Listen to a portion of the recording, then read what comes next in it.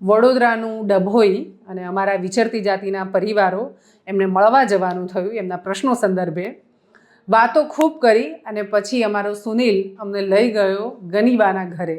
ગનીબા એવા બા કે જેનું પરિવારમાં એમને સાચવનારું નજીકનું કોઈ નથી. અમે એમને દર મહિને રાશન આપીએ, પણ હવે માનસિક પરિસ્થિતિ પણ જરાક ડામાડોળ થઈ છે. સુનિલ દર મહિને રાશન આપવા જાય તો આ વખતે મેં એમને પૂછ્યું કે બા તમે આને ઓળખો છો?